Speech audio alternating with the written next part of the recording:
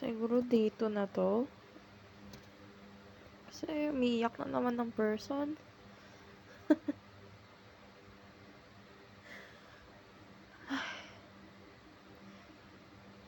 Ang hirap. Ang hirap umiyak. Lagi na lang iyak ng iyak. Nakakapagod. Di ko alam ba't ganito yung feeling. Okay naman. Alam niyo, sa totoo lang, okay naman yung naging work ko kanina. Masaya naman. Pero parang ang bigat pa rin.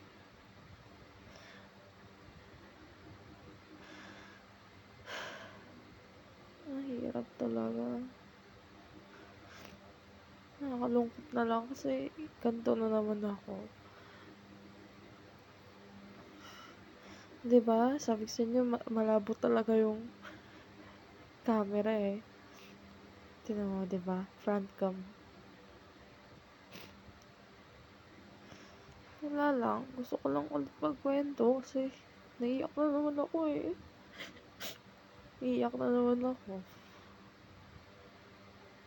Magkukwento lang naman ako pag umiiyak ako. Kasi wala din naman ako mapagkwentuhan. Nakakapagod lang.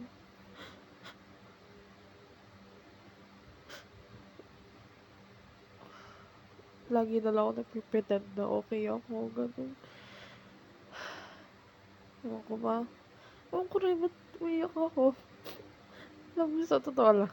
May napanood lang ako sa Facebook na ano siya, yung babae nagbigay ng pang Christmas gift.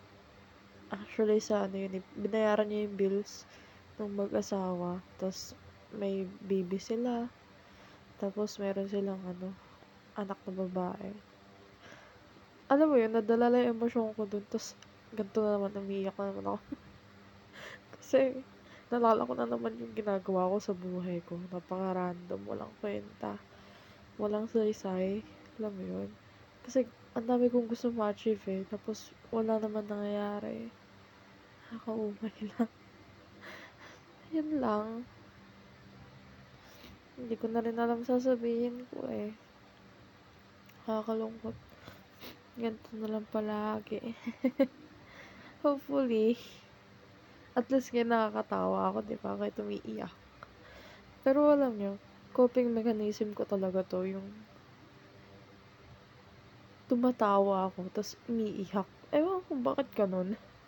Ano yun, pretender yan, be? Na nagpapanggap yarn? Na ano, okay, kahit hindi.